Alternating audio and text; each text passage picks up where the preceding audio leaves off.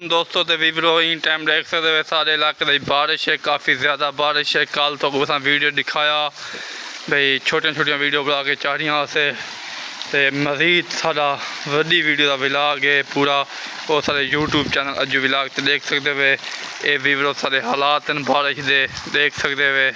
अस्सलाम वालेकुम, मैं हाँ मलिक अफजल तुसा पे यूट्यूब चैनल अज्जू विलाग। वीवरो सारे इलाके काफ़ी ज़्यादा बारिश है देख सकते वे।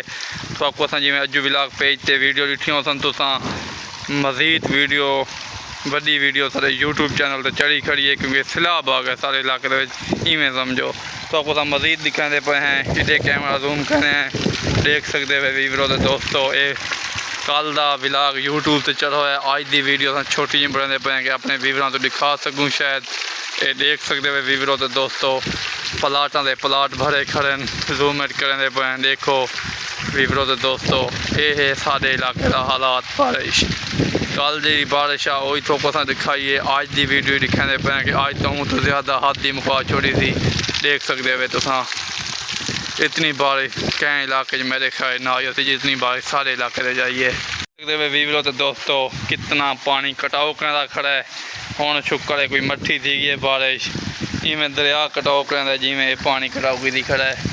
वीवरो ये हालात देख सकते हुए पानी पानी है हर एरिए टिब्बा के उत्ते पानी है। बकरों का प्रोग्राम बढ़ गया वीवरो सारा देख सकते कट्ठे थे करें ये हालात थे करें बकरों के वीवरो। तो ये देख तो पानी कितना खड़ा है। ऊँ साइड का व्यू तो असा दिखाया तो ई साइड का व्यू भी चेक करो वीवरो ये देख सकते हुए हर तरफ पानी ही पानी है देख सकते हुए वीवरो तो दोस्तों कितने खड़े भरे खड़े वीवरो। तो मेन जो पॉइंट सारा बराम का डट्ठा खड़ा है वीवरो हम अंदर नहीं से बह सकते क्योंकि चुंड रह गई है।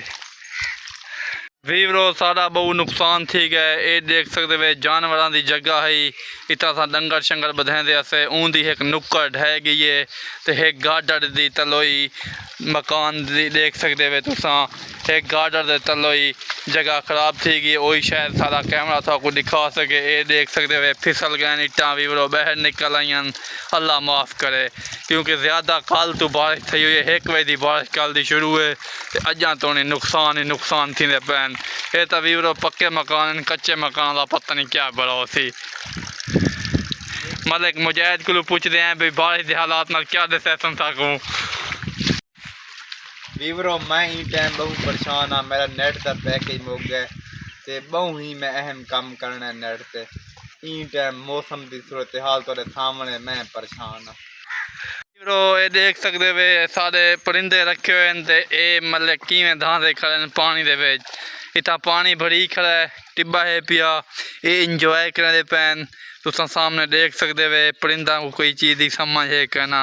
ये तो इंसान को पूछो कि कितना नुकसान थिया पे कहते मकान ठट्ठे पैन बालन है कहना क्योंकि कल की बारिश शुरू है वीवरो अल्लाह माफ़ करे। आज की वीडियो पर कहते हैं सारे चैनल को सब्सक्राइब कर सो पेज को फॉलो कर सो।